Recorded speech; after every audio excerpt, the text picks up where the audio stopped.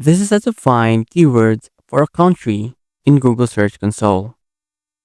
From your dashboard, select a property, then go to Performance, scroll down and you can see here countries. Just select countries, then select a country, let's say United States, and scroll down you can see here the queries for United States. You can also add a filter. So just click Add Filter, select Country, and choose another country. Let's say Brazil, and just click Apply.